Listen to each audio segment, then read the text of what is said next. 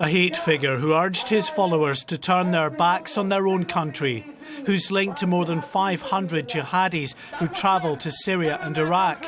After more than 20 years of inflammatory rhetoric, Anjem Choudary is now a convicted terrorist. An Old Bailey jury found him guilty of inviting support for IS, the so-called Islamic State, in a series of speeches posted on the internet. In this country, the police are biased, the judges are biased, the lawyers are biased, the CPS is biased. We initiate the jihad. That is what you call the dignity and the honour of the Islamic State. In a complex case, prosecutors said these hate-filled sermons inspired hundreds to travel to Syria and Iraq to join IS. Speaking exclusively to Sky News the night before he was convicted, Choudary continued to insist he was simply exercising his right to freedom of speech. If I had even sent one person abroad, really sent them abroad, if they could link that to me, then surely, I would have been caught, under the anti-terrorism legislature a long time ago. But the links are in the direction, the links are in the speeches and the lectures that you give. The links are in what people interpret you to be saying about their duty as a good Muslim to go and join the caliphate. Scotland Yard believes hundreds of people have answered that call from you. Yeah. Anjem Choudary was one of 9 people arrested in September 2014 as part of an investigation into the banned terror group Al-Muhajirun. One of those arrested with Choudary was his right-hand man, Siddhartha Dar, a Muslim convert now known as Abu Ramesa. We want Islam. We want Islam to dominate the world. But he skipped bail and fled the UK.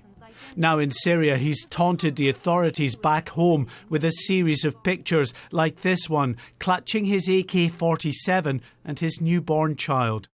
And he's now widely believed to have replaced Jihadi John, killed in a US airstrike, as Islamic State's executioner-in-chief, appearing in a horrific video where a group of men were murdered on camera.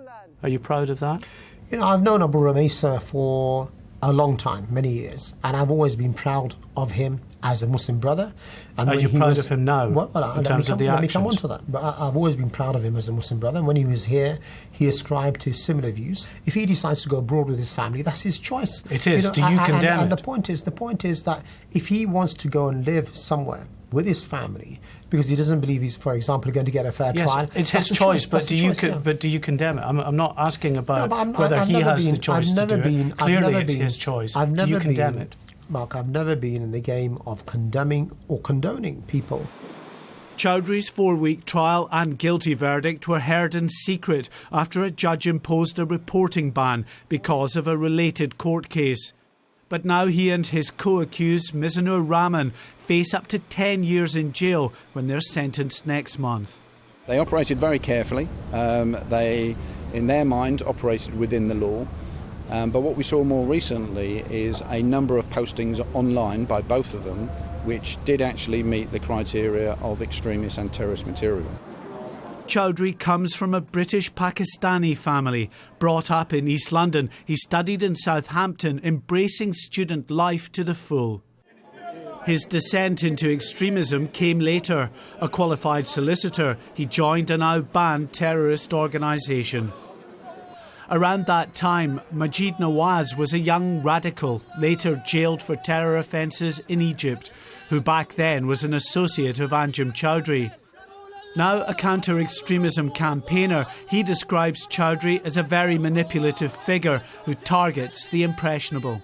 To feed them an ideological dogma is what we now call radicalisation. But if we want to think of it in terms of traditionally what we understand is a form of grooming. And that's what Anjem does. Choudary shot to prominence after the 9/11 attacks, holding a press conference to praise Osama bin Laden. And he did exactly the same after the 7/7 London bombings. But this time the attackers had links to his own extremist group.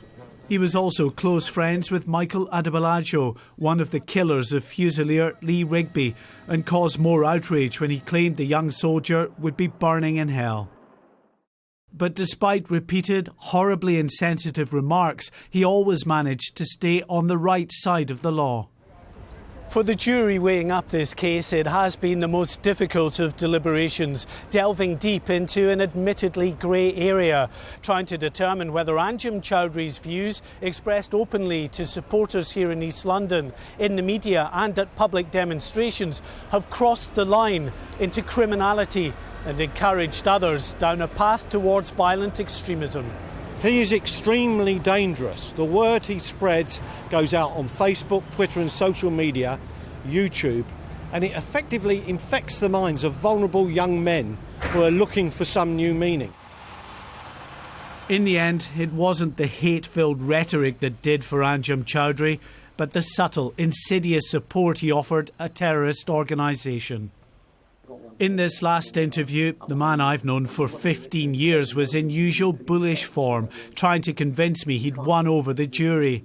The very next morning, in a unanimous verdict, they found him guilty. Mark White, Sky News.